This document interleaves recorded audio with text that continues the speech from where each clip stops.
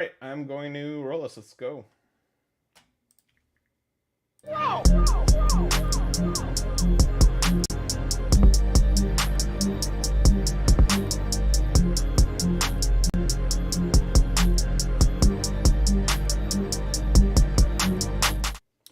What is going on, everybody? Welcome back to Carpool Gaming's The PlayStation Drive. My name's Matt, and I'll be your host for this adventurous event. I'm joined, as always, by the Supreme Court of Canada himself, Mr. Court Lalonde. What's up, Court? Hey, buddy. How you doing? My arm hurts. Why is your arm hurt? Well, we'll get into what I've been playing. We'll get into what you've been playing and why your arm hurts. Even though we've had this discussion, we've had a sit downs, Court, about the you're not hurting yourself. No, I don't want to hear it right now. I bought the massage gun. No. I bought the massage gun. I'm actually using it, and I have a new rule. I actually time while I play, and I only can play for 45 minutes, as per my physiotherapist. Right. I play for 45 minutes, and I don't go over that, and then I rest. So I'm not grinding it like I did in the past. Like today, when we're done, I got a meeting. I'll probably finish off this little grind that I'm doing. And then anyways, we will get into what we've been playing, because boy doozy, we have a few games to talk about. But before we do all that, let's clean this garage. If you're watching us live on youtube.com/carpoolgaming right now, make sure you like, subscribe, hit that bell, leave us comments, folks. Comments help us grow. We appreciate all of you in the live chat so very, very much. Before you kind of, exit your way to continue on your day, hop into the comment section and be like, great show, guys, or Matt, your hair looks awesome, or Last of Us Part 2 is really better than The Last of Us Part 1. Dude, any one of those will be fine. Can we talk about that? We will in a sec. If you ever do that again, I will. I know that was you on day 2. What do you mean? I will lock you out. If you're listening to us on your podcast network of choice, make sure you subscribe and follow. Hit us with those reviews and those 5 stars. We appreciate all of it. And if you have extra bucks to toss our way to tip yo drivers, head to patreon.com/carpoolgaming. Toss in bucks. Out comes a cornucopia of content for you to consume. And believe me, there's going to be a lot coming, so get stoked, strap in. On this week's show, we're going to be talking about MLB The Show. We're going to be talking about The Last of Us and a PlayStation Showcase incoming. Who knows? But strap in, because we're about to take off. But Court, before we get into all of that, before we talk about all this other stuff, I can see you, massaging your elbow. And like similarly, when when you're learning CPR, right, they usually tell you that you have to go along with a certain rhythm, right, a certain cadence to make sure that the CPR is effective. It's usually like another one bites the dust. So I'm assuming that all of these folks listen to that song very, very much. So I want to know, what songs are you listening to? What's on your playlist, my dude? What have you been playing lately? Because I don't think there's much. No, I started a game on PC. We'll talk about that after. And I have been playing MLB The Show, and only MLB The Show. And the worst part is, I am literally at the boss in Dead Space, and I haven't. The final boss?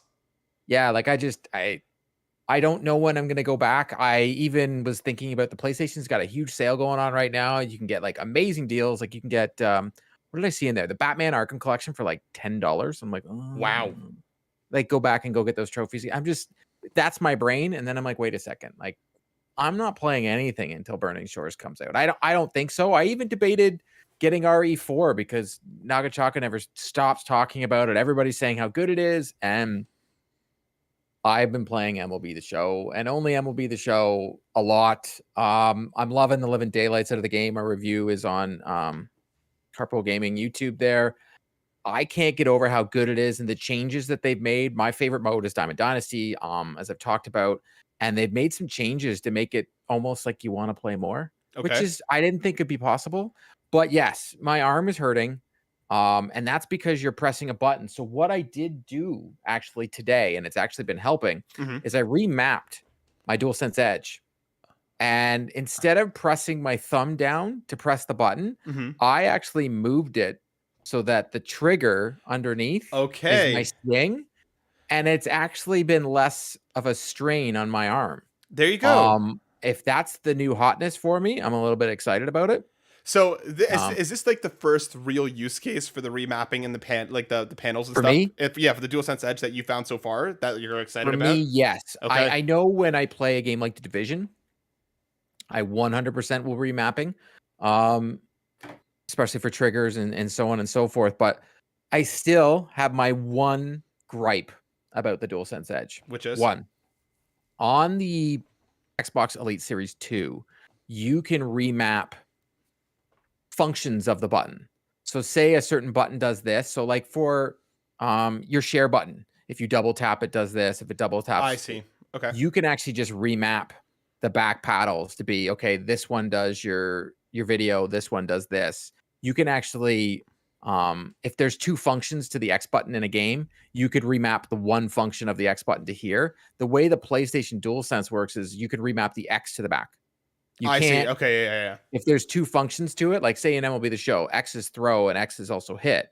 In the Xbox Series X, the Xbox Elite Series 2, I could remap hit to the back and keep throw still at X. I see, but you can't like go like to that level of minutia with the DualSense Edge where you can't remap the actual properties of the button. It's just here's the button, it's been moved here. You can remap buttons, you can't remap what the button does. Got it. There's a difference. I do love the functionality, like, you know, if you get stick drift, you can change it. That I said this when I did the review. If I could just take the two of them and put them together and you'd have the ultimate controller.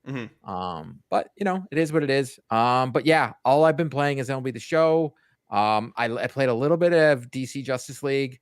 And I was playing Minecraft with my daughter, but that's it. MLB The Show, MLB The Show, MLB The Show, MLB The Show. So I'm going to shock everyone here because I don't think anybody's expecting this from me, but I've also been playing MLB The Show. Thanks to our friends over at PlayStation, huge shout out for the codes. But yeah, I've tried it, okay? And I will say this. I understand why you like it. I think it's a fantastically made game.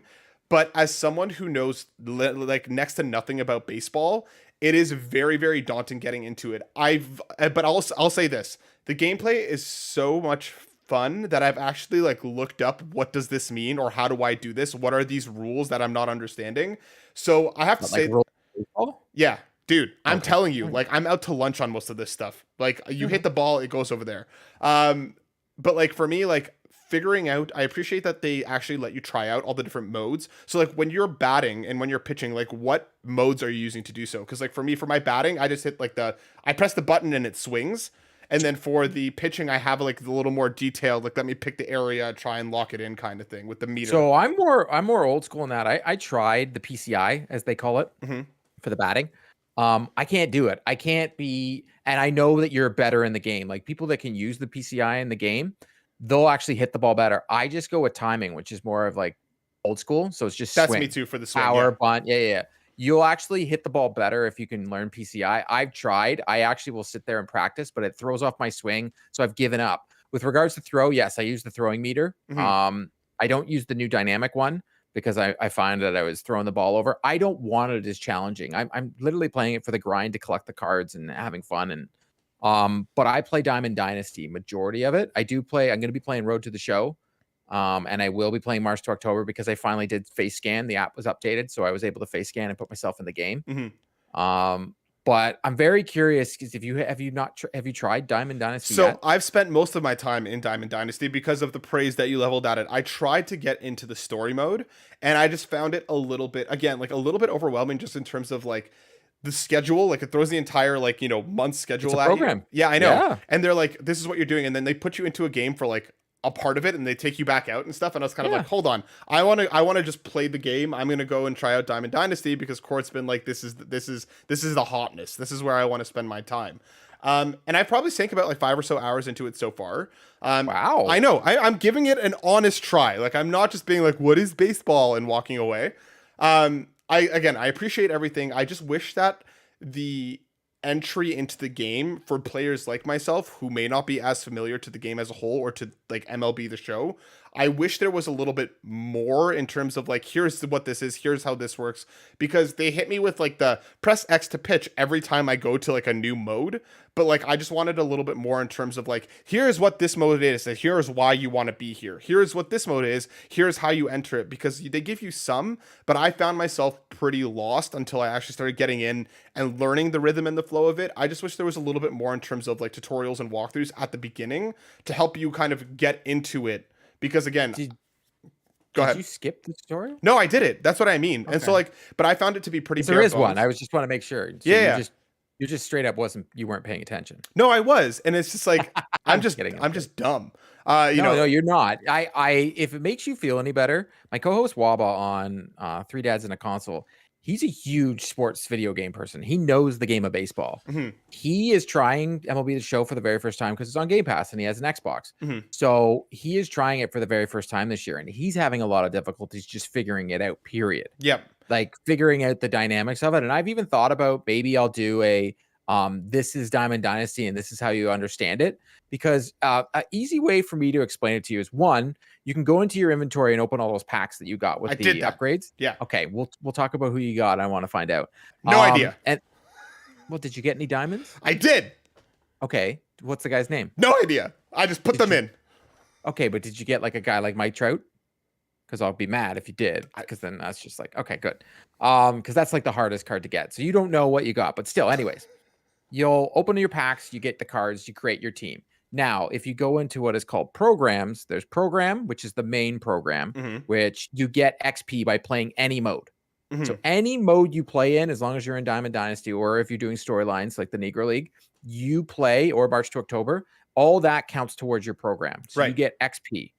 Now, if you're playing exhibition game, you get XP. There's also other programs. There's the World Baseball Classic. There's the Moments. They put all these things in to gain more cards. One, so you go look at the program and see what you can earn by doing so and so. Like I finished the World Baseball Classic program, and you get a bunch of good cards. Those cards you can use in the game, and you're able to have a better team, hence win more games and get more XP to get more cards, because they just throw packs at you over and over and over, which is amazing. So to be honest, it would be a lot to explain. I really, maybe, you know what? When we do our review discussion with Markus McCracken and Robbie Miller, after that, maybe I'll do a, MLB The Show Diamond Dynasty for Dummies. Yeah, I honestly, I think that would be great, because even like Lachlan in the chat say, Matt, as me and my husband explain sports related news to me, 100%. I'm giving this the honest college try, and I'm enjoying it as I'm trying to figure it out more and more. But I do say, like, I have to say that, like, if I wasn't making an honest effort to try and understand it, I probably would have bounced already, because I'm like, I want to see why Court likes this so much. I want to understand, because I know why this game is good, but it's not clicking for me as of yet. But that doesn't mean I'm done with it, because I am enjoying it. I do think it's fun. It's very satisfying to be able to play it properly. And I genuinely do want to understand it. So I'm going to keep going with it. But I think the big one that we have to talk about, Court, is The Last of Us Part 1 on PC. You and I have both been playing it to some extent.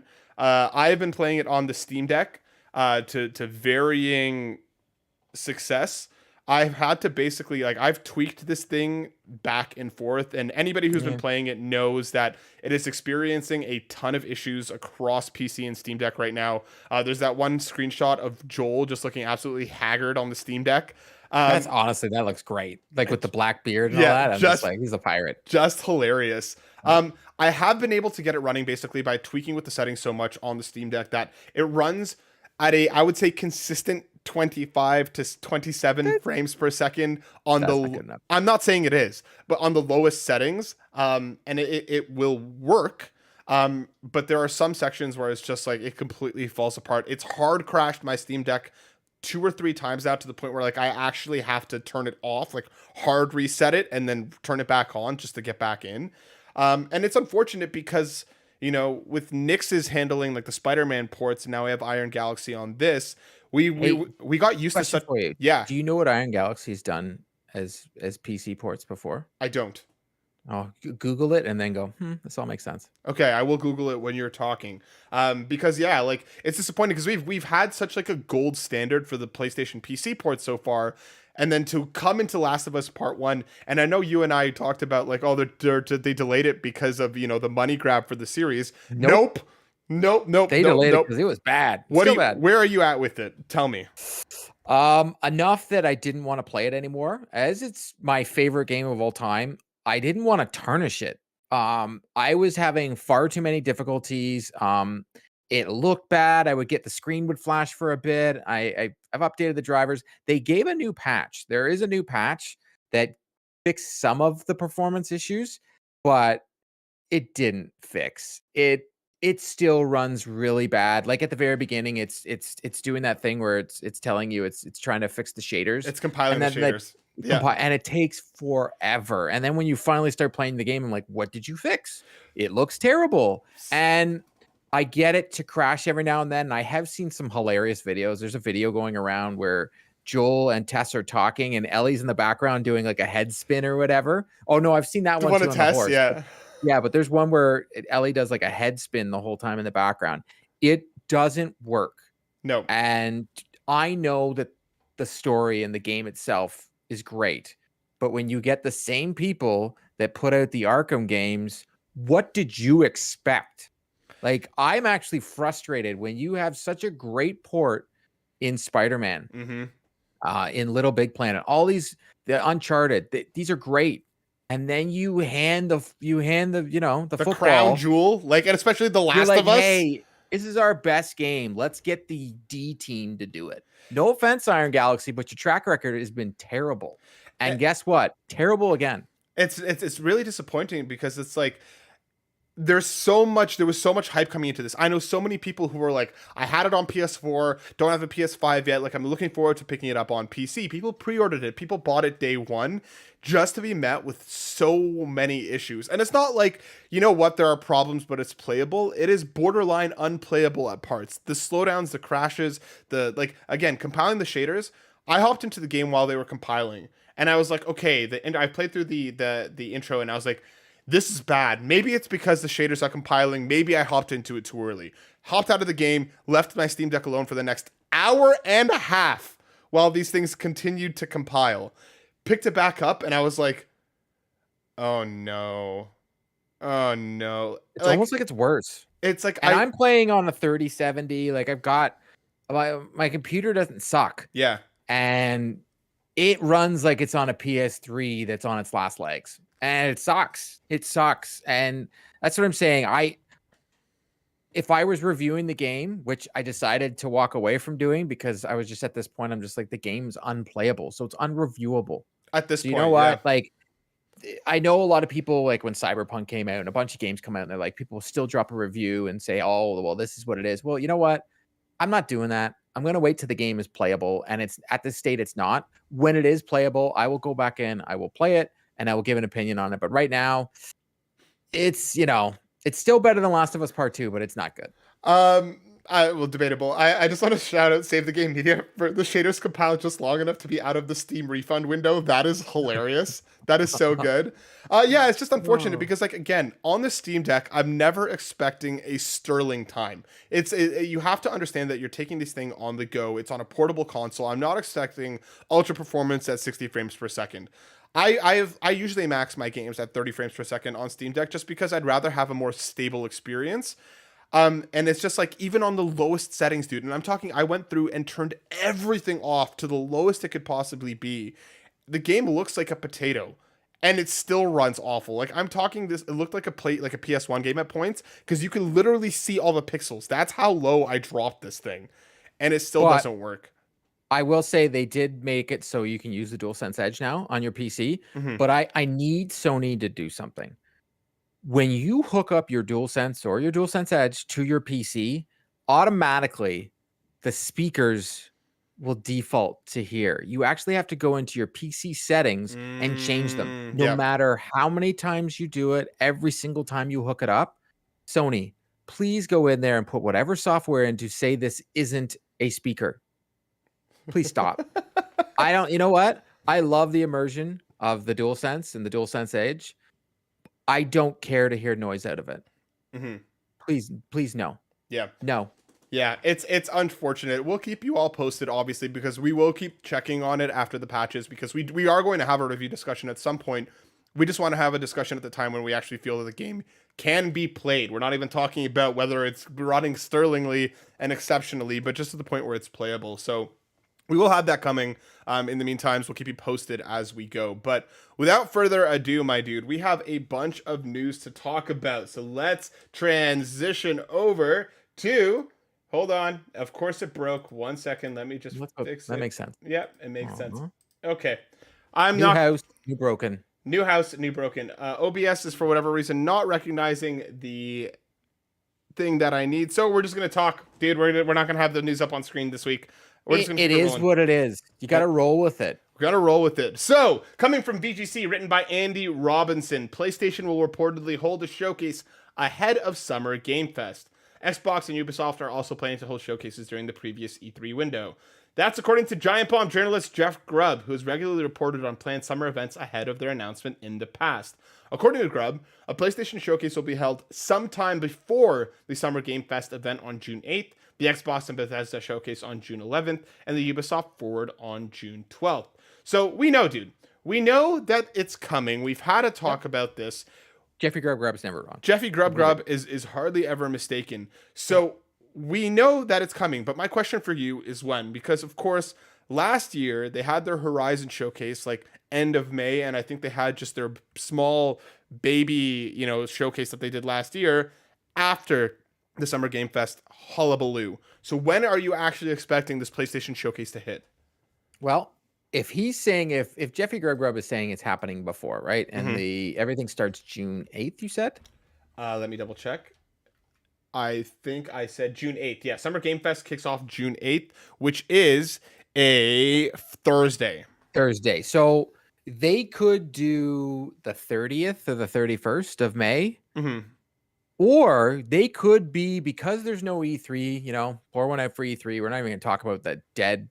It's just dead. It's gone. Like, bye. Just people get over it. It's almost as bad as the people that are like keep going out there about their blue check marks on Twitter. Like, dude, seriously, I don't care. Like, E3's dead. I will say I'm disappointed because I always wanted to go to one, so it sucks that it's not like. You know what? I know. That's fine. Like, go to the mall. I don't know. Like, it's just it's gone. It's gone. Like, it doesn't exist anymore. When we all do this as a society for some reason, we ponder and ponder and ponder over things that are just they're gone. Like, just get over it. Move on, people. But I like to ponder. You sound like whiny babies. I want to be. You have your great moments about it. Talk about the good stuff. Just stop complaining about the thing being gone. Sorry, I'm just having a day. Go on. I would say the 30th, 31st. I would love it to be in the same week so that we could still have that feel. Yeah. Because that's all I love about E3. I just love the hype. But the way it works now, where we get showcases all the time, that hype is gone. So 30th, 31st. The week before, Sony gets their own week. And it is what it is. See, I feel like they're going to come out swinging on like the 5th or 6th. I think they're going to go like right before. Because I do think you're right. I hope so. I do think you're right because the magic of that week, and especially outside of like gaming specifically, a lot of times E3 was the week that the mass media and the general media paid attention to video games and actually talked about anything in terms of announcements or anything. So I feel like to just kind of keep that same tightness and hopefully it continues to be a conversation. I will say the 5th or 6th. I would love for you to be right because again, earlier is never a bad thing. I'll take this thing tomorrow if they are willing to give. But you're usually right. So you know what? You're gonna be right. But how about this? Yeah. Regardless of the date, it doesn't matter. What do you think we see? See, that's my biggest question because Spider-Man 2 is obviously a lock. It's like it's obviously a lock. I wouldn't be entirely surprised if Sony is bullish enough at this point to give Spider-Man its own state of play, possibly on something like the 30th or the 31st. Like, like similarly to like what they did last year. Hit us with Spider-Man and then give us a showcase just packed to the brim with announcements, with new stuff. So that way we have 20 minutes dedicated to Spider-Man in its own space. And then we come back to the showcase being like, here is the new Uncharted, because I do think that's real to some extent. Look at you get me. I know, I'm speaking your language. I think new Uncharted we will see it to some extent. Wolverine, possibly we may get a teaser. The rumor we get gameplay of Wolverine. That's what the tea leaves all over the place are saying. We get gameplay of Wolverine. And I was like, that's really soon. I'd be shocked if it's gameplay. A teaser trailer, like in the same vein of what we got with the Spider-Man 2 teaser a few years ago. Yeah, like introduce the enemy. Like do Spider-Man, we got Venom, right? Yeah. So now let us see Sabretooth. Exactly. We all know that's who it is. We're in the Canadian wilderness. It's Sabretooth. Exactly. Maybe the Hulk. If there's the Hulk in there. Yeah, dude. So for me, Wolverine, a teaser, if we saw gameplay, that would be mind-blowing. Factions has to be there. It has to be there if we don't see anything about it before then. Do they stealth drop it the day of? A beta? Probably. I don't know if they'll drop the entire thing, but I would be surprised to be like, here's a beta for the next week or to the end of the week. Play it. Play one map. And I would hope, knock on wood, fingers crossed, either it's one of those betas that they do that just exists in perpetuity until the 1.0 finally hits, or they say, here you can hop in. Hopefully, knock on wood, we get, progress carryover with that thing launching in the next few months after. Because I think it is imminent. I do think we'll get it by the end of the summer. I don't think how we don't, right? We've got Burning Shores next month. Yeah. Right. Well, this month. Then we have, in like 2 weeks. This month in like 2 weeks. We have Spider-Man in September. Yep. See you in rumored, but it's coming in September. When the voice actor. Yeah. It's September. Whoops. So the game's coming in September. You technically could do the idea of just give us like a trailer of Spider-Man. Don't give us an in-depth because it's too far away. Sony's they've been waiting, right? So if you got September, then what's 3 months out or 2 months out? Sorry, because look how close. Yeah, we're not going to see a whole blow up until July or August on Spider-Man because look what they did with God of War. That's a good point. Yeah, they may wait till August to do like the 20-minute deep dive. We may just get an extended trailer. We might get hit. Here's another, because the rumor is Craven's in the game, right? So show me Craven. I think we'll get gameplay. I do think we will get gameplay. Oh yeah. But I don't think we're gonna get the blow up. No, you're probably right. Yep. And if they don't have factions in, that scares me. That makes me think that factions ain't coming. And then I hope we get one of those, here's what's coming to PlayStation Plus, and here's what's coming, because they've been doing a very good job of showing us what's coming day and date, and they've been doing it. They've been doing it. Thank you. We've got 2 months in a row now. We've got a day and date game. Mm-hmm. Maybe we have something huge coming day and date. Maybe they pull an Xbox here. We'll see, because they kind of got beaten up a little bit in the news lately, especially with how much they push back on this Activision Blizzard thing. And now it's kind of blown up in their face. Yep. And now people are looking into them. They need a win here. So maybe they've got a big third party that's going to be day and date, or it's going to be like hey, Forspoken's on PlayStation Plus. Go Forspoken hitting PlayStation Plus day and date on that showcase, I think makes total sense. I think that's probably something that it's already out, but I'm saying like, hey, no, PlayStation Plus. Yeah, that's what I mean. Yeah. Come on, PlayStation Plus. Go play this game that the girl swears way too much in it for no reason. Yep. Yeah, no, I think you're onto something there. I do think that if Final Fantasy VII Rebirth is this year, that's probably when we see some gameplay. I'm assuming Square Enix would give marketing rights away to PlayStation, as they've done with every Final Fantasy, and with Final Fantasy 16 imminently after that, it makes sense to start talking about Rebirth. Let's go through this list, dude. I pulled up a list of the PlayStation first party studios. Polyphony, it's too early. We know GT7, way too early. It's way too early. Team Asobi, dude. I do think that's when we see Asobi's new game. Can it please be PSVR 2 and give us our game? And I want to play it. Like, I know, as someone that has PSVR 2, I have loved the tech. I think it's great, but I don't think the fact that we still don't have Beat Saber, the fact that we don't have an Astro Boy, like, it just doesn't make any sense. There's no Astro Bot game. That doesn't make any sense. I know. To me. It totally doesn't make sense. Yeah, I think that I do really sincerely hope that this is a situation where it'll be both playable flat and on PSVR 2. So that way people can experience it on both sides, just because of how many people really loved, Astro's Playroom. I think putting it on VR only would be a mistake. Because I just think that's just putting the game away again. Like, well, give us a new Astro's Playroom, but you get the old Astros from VR. I'll take PSVR it. I'll take it. Yeah, I take it. So I do think that's when we see Asobi's new game. Fire Sprite. We just got Call of the Mountain from them, so they're not going to be doing anything. Yeah. Do we see anything from Guerrilla? Because they have their rumored second IP that isn't Horizon, right? We know Burning Shores is hitting. Does Sony need to show us this? Like, that's the way I look at it, because I still think when we get to another studio, I think we see something from Ben before we see something from Guerrilla. I think you're probably right. So Guerrilla, we haven't seen anything since what? Days Gone? And I'm tired. That's another one of like, hey guys, it's cool. You like the game, but wow, the amount of tweets people like cry about that game still. Like, even the people that made it, like, yep. Jesus, listen, how old? When did that game come out? Like 2017. 18. Get over it. Also, that game, not that great. Housemarque, Returnal. We do know that they're working on stuff for Returnal, so maybe we get. I think it's too early. Sense. I think it's too early for a teaser. Well, yeah, but they could show us the DLC, what's coming. That's an easy one to do because it's DLC, right? Yep. London studio, last they did was Blood and Truth. We knew they are making a brand new IP that is an online game. Maybe it is kind of within the time frame that it might make sense to see that. Or get a bit, like if we don't get a beta from Factions, and if we don't, I saw Kevin in the chat saying 2024. I still think it's 2023. I don't see how you don't have that game. I think it's imminent. Like I think it's soon. Yeah, same. Medium Molecule. Jeff Grubb pretty much said it is. So yeah. Once again, guys, not wrong very often. Grubby Grub does not slip easily. Media Molecule is still living in Dreamsland. I don't think we see anything from there. Nix's, again, I'm sure they're working on other first party. Hopefully someone can go have them fix the PC port for The Last of Us and we'll get a good game. If it's not fixed by then. Well, you know what? Hopefully they're working on the PC port for The Last of Us Part 2 so we get a better game. Nope. Savage Game Studios is one of their newer studios that they acquired back in 2022. They're working on a new unannounced AAA mobile live service action. Yeah.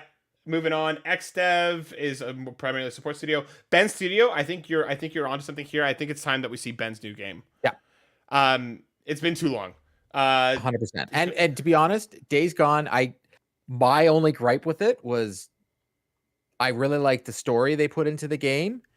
I just didn't care when I played it. I didn't care to go from place to place. I just didn't care. Yeah, I just didn't very much care for it. Dude, Konami with Metal Gear, that rumored Metal Gear Solid 3 remake, that has to be them. I think that's just one of those pipe dream things. I don't know, dude. I think it makes sense. And I think I hope it does. I hope it does. Dude, okay, here's the next one. Is it time that we see Blue Point? They've been quiet since Demon Souls. Yeah, because we know what they're doing. Are they not just making a Bloodborne? Like, is that when we finally get, that Bloodborne 120 frames per second? Oh, dude, there's no way. Play? There's no way. That's not happening. See, my issue with Blue Point is I don't care what they're making because 9 times out of 10, it's not a game for me. Mm-hmm. So it's like, whatever. Unless they're giving me Uncharted, like they're the ones redoing the Uncharted. Which, you know what? They did do the Uncharted Nathan Drake collection. I know. Unless they're finally like, all right, you know what? Make your own Uncharted. Make your own Uncharted. Dude, that's something I had not considered because we've talked about studios working on it. It's just I didn't think another Uncharted was coming until we had that live from PS5. And then once we had the live from PS5 and they put Nathan Drake's daughter in there, I'm like, okay, why are you doing that? Oh my God! Why are you putting in there? It ain't Lara Croft Tomb Raider that was in that commercial, people. That was definitely Nathan Drake's daughter. So why is she in the commercial? Maybe you're right. Maybe it is Blue Point. I do think that might be a solid case. They did like that Demon Souls remake that they made. That game looked phenomenal. Well, not a game for me, but it looked phenomenal. Because we do know they're working on a quote unquote original game. They haven't clarified whether that's a new IP, but we just know that they're working on something relatively new. So maybe that is that kind of wheelhouse where they make the new Uncharted. Maybe you're right, dude. Maybe you're right. So. Haven Studios, that's Jade Raymond's studio. Yeah, it's nothing. That just formed. If we're getting anything, it's like, hey, look at our office. Here's a video of our office. Yeah, here's the live service multiplayer game that we're working on. Yeah. Insomniac, we already talked about Spider-Man 2. Naughty Dog, I think it's too early for anything outside of Factions, which we've spoken about. Pixel Opus, might be time. Last thing that we got from them was Concrete Genie. That could show some. I would love, and that would be a perfect studio to be like, hey, make something more like along the lines of that. And guess what? It's day and date on PlayStation Plus. 100%, because there's rumors that they're collaborating with. Well, we do know that they're collaborating with Sony Pictures Animation, so they may be getting ready to do like here's a game and a movie kind of thing. You know what I mean? Like, so we got who are their characters? You've got Ratchet and Clank. And you've got Jack and Dax, right? Dude, some people are saying that it might be. The rumor is that it might be a tie into the new Spider-Verse movie. Oh my God! Oh my God! That just got me so excited. Bro, if that's true, what we got like an experience and they did a VR. I don't know if they would do VR, but like I know. I'm trying to get I want. You're gonna have 2 Spider-Man games. But yeah, why not? 2 Spider-Man games? Why not? Especially if it's as stylized. Like imagine. Hi-Fi Rush, but into the Spider-Verse. I think that's what we get. Yeah, that's amazing. Something level-based. Yeah. 2 Spider-Man games. I'm in. Dude, I'm in. San Diego, we just know that they dropped MLB The Show. They are all the other rumored studio that's working on MLB The Show 24. That's what they're working on. They're rumored to be working on Uncharted as well, right? So we'll see. That's kind of the prevalent rumor is that you know what? I've been playing a lot of MLB The Show. There's no Easter eggs so far that I found. I've looked in the crowd. I'm gonna keep looking though. You haven't spotted Drake in the crowd yet? No. With the hot dog? Imagine he is. Okay, I'm gonna start looking. As someone who plays this game enough, There you go, I'll dude. find it. Bust out the binoculars. Santa Monica Where's just he from in the game? Where's he from? Where's Drake from? Yeah, Nathan Drake. Hold on, I'll tell you in just a sec. because then it would make sense to put him in that stadium. I think it's Baltimore, is it not? Washington State? He is from Massachusetts. He is from. I don't know. I'll find it. He's from somewhere. Santa Monica, we know God of War Ragnarok. There's no way. Sucker Punch. Do we see Ghost 2, dude, or Ghost VR? I don't think I think Ghost VR is more what we want. I don't think we're getting Ghost VR. I know. But I think that is a strong possibility to get a Ghost of Tsushima teaser trailer at Spider-Man 2. I think if we're gonna get anything like that's not coming out because Sony loves doing those, that makes way more sense, especially because they've got the movie or the TV show coming. Like, it makes sense. And then the last one. Now I just want the showcase because like I know, dude. That's my favorite PlayStation franchise. It's real good, real good. And then Valkyrie Entertainment is the last one. We don't know really what they're working on. They helped bring God of War Ragnarok to life, so I don't imagine that they're working on anything new. But regardless, we will keep you all posted on everything PlayStation Showcase as we find out more. But let us know in the comments, what do you think is coming? When do you think it's hitting? What is your number one PlayStation Showcase dream? Go pie in the sky. Let us know. What do you want to see out of the PlayStation Showcase? All right, let's keep this train rolling because coming from VGC, once again written by Tom Ivan. Final Fantasy XVI's DualSense features have been detailed and the game has gone gold. In a PlayStation blog interview, Hiroshi Takai said the game utilizes the controller's adaptive triggers and haptic feedback in battle and during exploration. There are certain sections when the player will have to open heavy doors or lift up portcullises, and we use the adaptive triggers there to put that feeling of effort and resistance. They're also used when riding chocobos. And the game has gone gold, which means that it's coming that June 22nd. I put it in there for you, buddy. I know you did. This is definitely a use. June 22nd, dude. I can't wait. I'm so excited for Final Fantasy 16. I love that we're getting proper DualSense implementation. It's not something that we get enough. I cannot wait for this game. Easily one of my most anticipated games all year, dude. And just know this just makes my heart happy because this just means that a delay is incredibly unlikely. Court, are you? Is there even a chance you check this out on launch? No, it would definitely not be anything that I buy on launch in a Final Fantasy game. They've burned me way too many times just not to care. But it looks a lot better. Yep.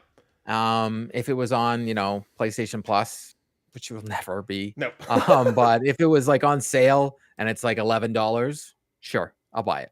I'll play it. I'm with you. Fine. I'm in. Like, I'll take it. I've tried a lot of Final Fantasy games. This is what, Final Fantasy 16.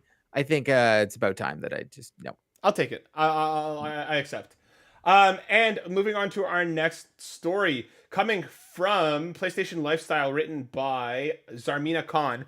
Resident Evil 4 Remake Ada voice actress facing harassment. Resident Evil 4 Remake's Ada Wong's voice actress, Lily Gao, is facing a barrage of insults and vitriol from so-called fans who are unhappy with her performance in the game. Gao replaced original voice actress Jolene Anderson in the remake. So she is getting a ton of awful stuff online. Entered the trolls who took it upon themselves to scope out Gao's social media profiles and harass her to the point where she locked down comments on an Instagram post celebrating Resident Evil 4's successful launch. They've started leaving disgusting and abusive comments on her other unrelated Instagram posts. And before we start talking about the story, we actually have a question. So I'm gonna let one of our friends into the car here with us. Nagachaka asks on the Discord, does social media bring more harm than good? Lily Gao, the voice actress for Ada Wong from the Resident Evil 4 remake, has been harassed by some toxic fans through social media platforms. She isn't the first voice actress to be harassed, and sadly, I doubt she'll be the last. Court, what do you think? My take is people are the issue, not social. Like, it's just people not knowing how to use things properly. Yes, social media can be terrible. Mm-hmm. It can be phenomenal. It has its ups and downs. To say it's more one than the other is just, that's where you're looking. Like, I've done a way better job this year than I ever have, where I just mute. As soon as I see someone that's always negative and always doing, I just mute it. It's done. and I don't see that voice. There's a lot of times where we're on there and people are like, oh, have you seen what's going on? I'm like, no, I haven't seen it. And it's because I just muted away. People doing this to the voice actors, and this is obviously not the first time, is just straight up disgusting. And it's showing more what about society and where we're going. Is just like, get a life. Like, don't, like, what is wrong with you that you do these sort of things? And it's because they have that anonymity that no one knows who they are when they're doing it, because they can just be that keyboard warrior in the background throwing out hate and thinking they're getting away with it, when, you know, there's other person on the other side there that has feelings, and it sucks. Like, I don't get people. Like, I seriously don't understand the motivation to be such a loser. Like, I just don't get it. It's awful because like you mentioned, I don't think social media inherently is the issue, because it's just given an ease of access than we've ever had before to people. Because again, people that were this pressed would still write letters, would still complain, would still, you know, go all over and do crappy things. And as much issues as social media has given us, I do feel like we've also again kind of gotten swept up in good ways. But my heart goes out to the actress, because it's not her fault. Like, I mean, why are you coming after her? It's like, I saw this post online talking about all the things that Resident Evil 4 remake didn't do right because they didn't sexualize certain characters enough. And it's just like, people, are you that bored, dude? Do you have nothing better to do in your day? Like, seriously, go outside, go for a walk, take a deep breath, and before you do anything, just take a second to think about what this is going through. Like, this poor person, and especially again, she's a woman, she's a person of color, which means that everything that's going towards her gets amplified even worse, because of course gamers especially, and men on the internet, can be awful towards anybody that isn't a white cis male. So for this stuff to be coming after her is atrocious. Go touch grass, go do anything else, spend your time. If you don't like the game, don't play it. If you don't like go to therapy. Yes. You need to talk to someone because you have issues. Yeah. You just have issues. If you are that wrapped up into a fictional character, you have issues. Yep. And it's awful. So like, our hearts go out to her, because this isn't something that she should be dealing with. Like, I'm sure she was excited. She was amped to be playing such an iconic character, and you know, the game is doing well. And for people to come after her like that is just atrocious. Forget it. Like, do not ever come after anybody like that. Do not go after devs. Do not go after voice actors and actresses who have put their heart and their souls into these characters. Just stop. If you don't like it, move on.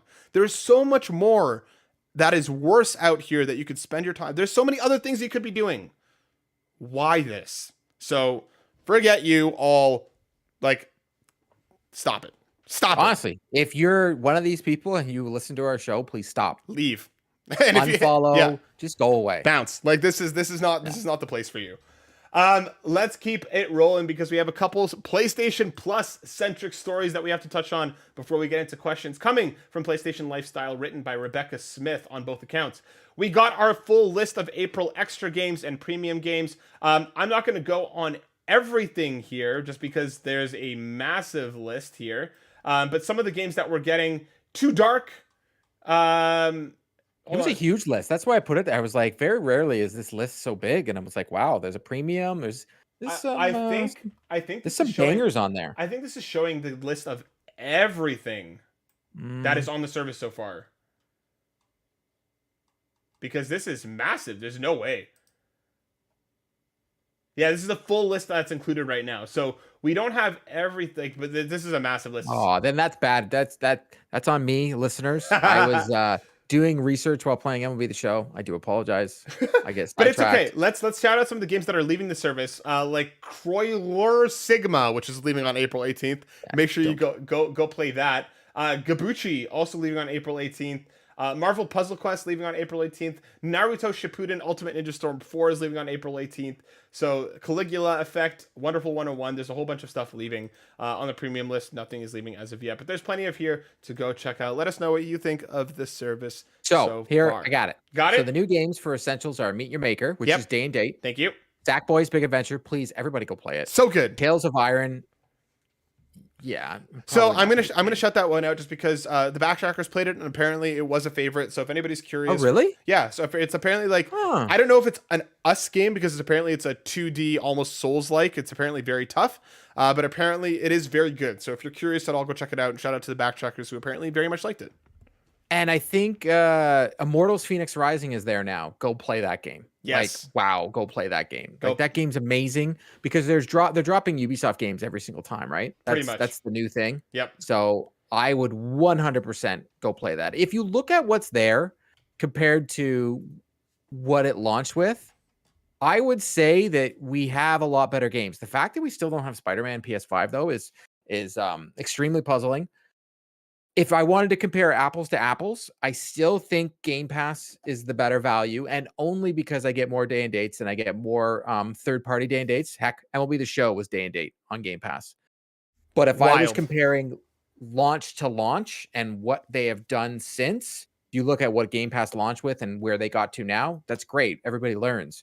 I still think PlayStation Plus is launched as a better service and is offered better value right from the get-go. I think it's strong. I think it's just right now, like they just need to capitalize on what comes next because while I do think it launched better, I do agree with you that I think Game Pass is overall better right now and PlayStation Plus has the potential to catch up. They just need to keep putting money behind it. We got Chia, we're getting Meet Your Maker. So some of the things that we've asked for are starting to hit. I hope they continue that momentum. And remember, your PlayStation Plus collection, May 9th. You either, if you have a PS5, go down though, go download all that. Just put it into your cart. Like you don't have to play it. Put it in your library. Get it up. Yeah, just put it all in your library because you have till May 9th because they gone. They gone. Let's bring in some more questions because we have a whole bunch to roll through. If you want to ask your question for the show, we have a weekly Twitter post that goes live. Comment there, comment on the YouTube, or hit us up in our free Discord, which is in the show notes if you want to join and hang and talk with us. Just like Drellesh does, because Drellesh asks... He's in the chat. Question for the show. Other than Jedi Survivor, Court, what game releasing in April are you most looking forward to? Nothing. There is a very tell me the list, but as of right now, for me, I've already looked at what's coming this year. I've got Horizon that I'm very excited about. Burning Shores. I've even debated starting up Horizon again just to get the combat back, because I played in a VR. That's totally different. Yep. But I have MLB The Show, and baseball doesn't end until October. It's going to be tough for me to have more than one other game, and Jedi Survivor will take me. I will put everything I have into that game. I don't know. Dude, there is a very, very obvious answer here. And that is the Mega Man Battle Network Legacy Collection, which is finally hitting April 14th. Wait, when's... Oh, no, Starfield's later. It's September. Yeah, Starfield's way later. Mega Man Battle Network Legacy Collection. I can't wait. These games are incredible. If you haven't played them, go check them out. That is easily the one that I'm most excited for. I think Court, I'm going to pick one for you. I think Court is most excited coming to PS5. Dead Island 2, are you at all excited about that? Or is that Not at all. Okay. Not even a little bit. No, I don't care. Like I tried to get in Dying Light 2 and I just don't care anymore about those games. It's just not for me. Perfect. So that means that Court is obviously most excited about Dead Island 2. Moving on to our next question coming from Twitter, /T-Robot, Flash Robot asks, what was the game that made you fall in love with gaming? I love this question. Ghosts and Goblins. I don't even have, it's like the quickest answer I can give, but it's 100% truth. It's 1984. I'm in Boston, Massachusetts. I am in North Reading, Massachusetts, and I'm at the Grant's house. They just got back from Japan and they had an NES. They weren't available in North America yet. They had one. They had Mario and they had Ghosts and Goblins. I went into Mario and I was like, all right. I turned on Ghosts and Goblins and I still remember it. I remember the cartridge. It's got the giant enemy that's not even in the game on the cartridge, and then it's got the knight throwing the spear or the whatever it's called at him. And the intro, like you have your little knife and you pick one or two players. You pick the one, and the music, it was just like, oh my god! I'd never experienced anything like that. Like even we had Excite Bike. I got to play Excite Bike. I got to play all these different games, and Kung Fu. Kung Fu was great too, but Ghosts and Goblins. Still to this day, one of the hardest games I have ever played in my life. You Dead Souls and Bloodborne people, you can say those games are hard. Go finish Ghosts and Goblins, and then you can talk. It's the hardest game ever, and I loved every minute of it. It was punishing. It was so good, and I just kept playing it. And I truly think a lot of it has to do with how great the soundtrack is. Mega Ran does a remix of it for Ghosts and Goblins, and it's one of my favorite tracks, and I listen to it all the time on my phone. It's one of my favorite songs. I just love everything about it, and it was just so good. The sound effects, like, it blew me away. I was so used to playing like Atari, and then this was the first one where it was just like, oh my god, video games can look like this. Dude, I'm so glad you picked Ghosts and Goblins, because like seeing Luigi with that vacuum cleaner running around catching ghosts, amazing. Like, that game is so cool. And I'm so glad that Ghosts and Goblins is that game for you, Luigi, catching ghosts. As for myself, there are a lot of games, and we're back, young Matt. Late 90s, early 2000s.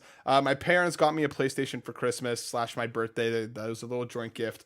And like, I remember really liking Crash. I remember there was a bunch of games that I really enjoyed, like Super Smash, of course. But the first game that I remember being like, I need to play this. Like, it is completely just eating my soul. Was Tales of Symphonia on the GameCube. When I started playing that game, like, it was done. It was game over. Like, I was just invested in that for hours upon hours on end. Yeah, dude. Like, Tales of Symphonia, the story, the twists, just fantastic. Like, again, and that's what probably kickstarted my love for RPGs, because that's the first one that I definitively remember playing that early on in life. Absolutely, Tales of Symphonia, so good. Coming on to our next question from Bobby Miller at Smooth423. He's got a two-parter. Let's start with the first one. What is the best sports game ever made, Court? NHL 95. Okay. It was the very first NHL game that offered free agents, trades, the creative player. NHL 94 is the one that everybody always talks about, but NHL 95, you were actually able to do more. This is just based on me loving hockey, and it's probably the game I played more than any other game in the history of video games. I played that every day for hours upon hours. So NHL 95, I believe the cover has Thomas Sandstrom cutting across the crease. New Chris Terreri's in net for New Jersey. I think it's LA versus New Jersey on the cover. I can't remember. It's white, and it's black and white. NHL 98 is great, Sean. In the that's the Peter Forsberg. That was the very first one that was on PlayStation. That was great. But to me, it's NHL 95 just because it was the first sports video game that I remember that did more than just, here's your roster update. Okay, Court. I need your help on this one, because I can't remember what this game was. But back on the PlayStation 1, I owned a hockey game. Shocking, I know. But it was like it was very, very arcadey. Like, you would none of the teams were real. And you would literally I think it was 3-on-3 or something, and you would just completely rock into each other. You can put people through the things. It was violent and ridiculous. Do you know what game I'm talking about? Because I cannot remember. Hit the Ice? I don't know if it's Hit the Ice. There's a game that's in my mind. NHL Hits? Sorry, 95 had Kirk McLean on the front with Thomas Sandstrom someone as a Ranger sliding in. It was Stanley Cup Finals in the background. I had to look it up. It's fine. I believe you. I'm trying to look up what this game is, because I cannot. I just want to know the answers to my things. But 98, Sean's choice, that's the Peter Forsberg. I don't. Okay, hold on. It must have been. And NHL 95's definitive version was on the Super Nintendo, not the Sega. When Sega usually had the better versions of the game, 95 on the Super Nintendo was the better version. These are just facts. I'm gonna look into this and bring this back up next week, because I didn't play those games that you're talking about. I remember it was Wayne Gretzky's Hockey 3D or whatever. Sean just said it in the chat. I see it. 3D Hockey was good. Yeah, Blades of Steel. Well, Blades of Steel is just one of those games we all played in the International. Sean, Jesus, you're hitting with the good one. International Super Soccer was unbelievable because you could create all the players. Drellesh Tales of Hockey. Yes, Drellesh. International Super Soccer, Sean, on the N64 was the best soccer game, and still to this day, my buddy Ben and I still play it. He's got his N64. When the announcer's like, "What a cracker!" Oh, so good. Dude, That game is so good. NFL Blitz, yes. I used to play the that's ever-living not a good daylights game. out of NFL Blitz. Wii even Sports, dude. Wii Sports, iconic. Great game. Yeah, So much fun. like, to be honest, as a sports fan, you all have everybody should have their different answers. I could do a top 5. I've got NHL 95, I've got NBA Jam, and I'm talking about the NBA arcade Jam, version. yes. NBA Jam was unbelievable. Mm-hmm. Germany and Holland was really good in the game, Sean. And then I have was it FIFA International Super Soccer on the PlayStation was unbelievable. The year Brazil won the World Cup. And then there's on the PC NHL 97. It's got John Van Beesbroek on it. That is unbelievable, that game as well. And then to be totally honest, this year's MLB The Show is better than RBI Baseball or any baseball game that I've ever played as a video game. This year's MLB The Show. Okay. Best. All right. There you go. The definitive top 5 from Court Lalonde. And Robbie Bobby Miller's second question. Are boneless chicken wings actually nuggets or tenders? They're nuggets. They're not even boneless. I honestly, I am of the camp where I can't stand it when you go to a restaurant, they're like boneless wings. I'm like, it's just popcorn chicken, man. I have a 6-year-old. I have a lot of popcorn chicken in my house. Please don't tell me this is a boneless wing. Court. Wings are meant to be on the bone, and that's where they taste better. Court. No. Yeah. Team Whatever. boneless. Hashtag. Yeah. I'm Dude, boneless. you don't Boneless like- all day, every day. All day, What? every It day. doesn't even make any sense. It does. And Like, you just like your little nuggets. Were you the kid growing up where your mommy and daddy gave you like the little dinosaur chicken fingers and all You that? better believe it. Yes. I knew it. 100%. Shocker. Dude, dino chicken nuggets, Shocker. incredible. Did you always get a like participation trophy as well? And you were always told how good you were? Bro, do you think I even competed to get a participation trophy? That would require me actually playing to get a participation trophy. I was 6 feet away from any sports at all times, except basketball. I play basketball. But they are boneless chicken wings are chicken wings. Edward Varnell, our final question at that retro code asks, can we see a remake of Lair that would design exclusively for PSVR 2? Do you think that PSVR 2 could be some technology that would work better in an arcade setting than at home? Lair, that was that dragon riding game, if I remember correctly, where you were on a dragon. You weren't riding a dragon. You weren't. Yeah, it's a very hard game. If I'm remembering, it's the dragon one. Well. It's the dragonfly one. The PS3 yes, that it used is. like It was an arcade game. Oh, Lair. This is totally a different game. Yeah. No, I don't know what this is. This is Dragon's Dogma. No. This was the one that they made a whole thing about. You had to use the like the motion controls on the PS3 controller. This was like the whole thing being like, look at how good it moves. It's I don't even know what this game is. Hold on, I need to see what this game is. Yeah. Videos. I don't think we would ever see Lair come back in all seriousness. Well, I think it would be cool. Oh my god, what is this? Yeah, dude. Why did I never play it? You're just like it's Game of Thrones. Yeah, you're just flying around on a dragon, burning stuff and attacking stuff. I would rather a Spyro game and be Spyro and flying the world than this. Yeah, me too. In terms of someone give me a Spyro VR game. That would be amazing. I'm in. Like, can you imagine just running around and be like, blowing fire? That's actually how you would do it too. That would be fun.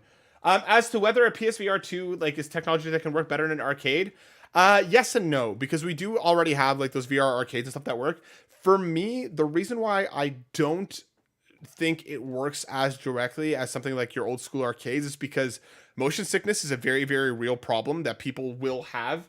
And if you just strap them in and expect them to pop off, that's a problem, right? That and the sanitary people, you sweat in those things. Like they are like, no, it's gross. Yeah. VR arcades. There's one in the mall near my house. And my sister-in-law always takes her daughter there. And I'm always just like, literally like I'm thinking about vomiting every time. She's like, oh, I took her there. I'm like, no. Yeah. I think as like a, if you want to try it out and see what it is, like there is a certain level. Sweaty headsets are very sweaty. There's a level of cleanliness there as well, on top of like just ease of use and unfortunately the PSVR 2 and I think VR as a whole is something that you kind of have to try to see if you're gonna loneliness. You're gonna whether you can jump in or not. Yeah, I don't know. I don't know how well they work, but I'm loving mine. Imagine a boneless chicken flopping around. That had me laughing. Capri. And then somehow I got into Bullets in the Butterfly Wings by Smashing Pumpkins. I don't know where my brain works sometimes. It jumps everywhere. It just does. But Court, that brings us to the end of the show this week. Thank you so much for rocking with me as always. But before we go, Court,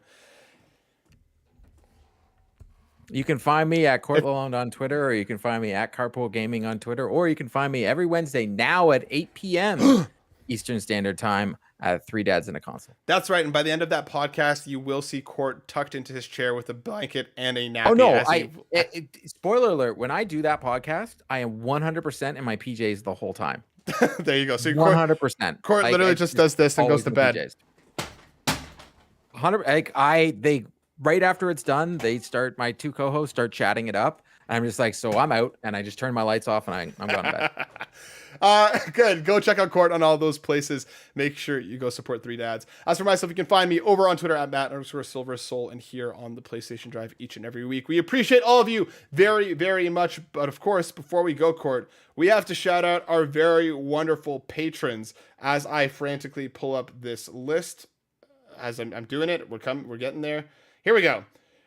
All right, let's celebrate our ultimate producers, Robbie Bobby Miller, Trucker Sloth, Tony Baker, Jonathan Brown, and Lee Navarro. Our platinum producers, Markus McCracken and RJ Kern. And our gold members, Anna, BobLoblaw, Bowsah, Cecily Carrozza, Dannohh, Drellesh, Emily O'Kelly, Fulish Fuji, Hoppel, Jonas Young, Jose Jimenez, Marcus O'Neill, and Tim Paullin. Everyone thinks we're gonna see Fulish Fuji on Thursday. We are gonna see Fulish Fuji on Thursday. Well, next Thursday. No, this Thursday. It is Thursday, dude. My brain. It's the long weekend Thursday. My brain is melting out of my ears. But that brings us to the end of the show, everybody. Thank you so much. We'll see you next time. Peace. And we good?